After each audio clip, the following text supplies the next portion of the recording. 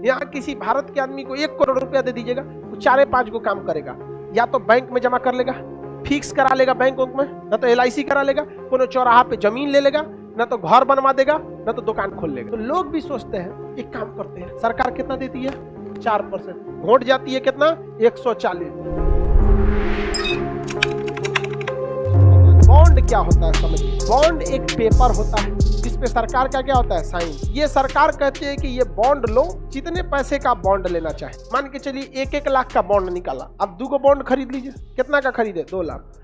सरकार कहती है कि जो भी मेरा बॉन्ड खरीदेगा, तो एक फिक्स टाइम के लिए बॉन्ड को बेचती है कि 5 साल 6 साल के लिए।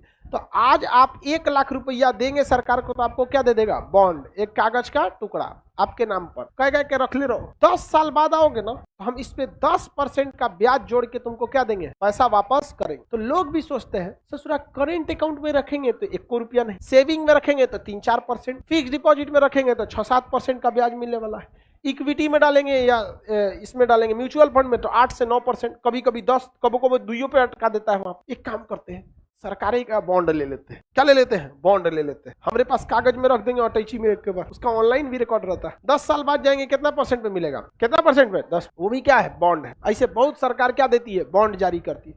बॉन्ड अच्छा होता है, रिस्क नहीं होता है बॉन्ड में, क्योंकि पहले ही बोल देती है कि 5%, 6%, 10%, जैसा बॉन्ड है उस हिसाब से। समझ में गया? तो बॉन्ड, जब सरकार बॉन्ड बेचेगी, तो सरकार के पास पैसा आएगा कि नहीं आएगा? तो कैसा पैसा है? बुझिएगा, ओकर हो गया आज नहीं तो कल लौटा। LIC का पैसा आज नहीं तो कल लौटा। बैंक में जो पैसा है लौटाना।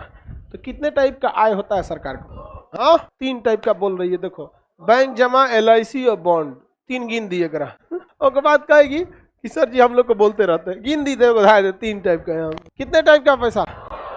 हाँ, धीरज कुमार पटेल, सर बॉन्ड कहाँ मिलेगा बताइए तो? पोस्ट ऑफिस या ट्रेजरी ऑफिस में चल जाओ, वहां भी मिल जाएगा। ट्रेजरी के पास भी मिल सकता है। ऐसे अमूमन पोस्ट ऑफिस के थ्रू बॉन्ड बेचे जाते हैं। बैंक में भी पता कर लीजिएगा, स्टेट बैंक का जो ऑफिस होगा वहां भी बॉन्ड अवेलेबल हो जाते हैं। नहीं तो ऑनलाइन बॉन्ड खरीद लीजिए, क्या दिक्कत? जैसे फ्लिपकार्ट से खरीदते हैं, ऑनलाइन खरीद लीजिए सरकार के बॉन्ड। कह रहेगी बताइए तो कहाँ मिलेगा? 2 टाइप का आय समझ में आ गया। सरकार के पास आय कौन सा है? राजस्व। सरकार को ज्यादा फायदा किससे होता है? पूंजीगत आय से। अरे राजस्व आय में तो आपको कुछ दे भी दिया, तो सरकार को पैसा मिला, तो कुछ सरकार आपको बदले में कोई सेवा भी तो दी। इसमें आपको क्या दिया?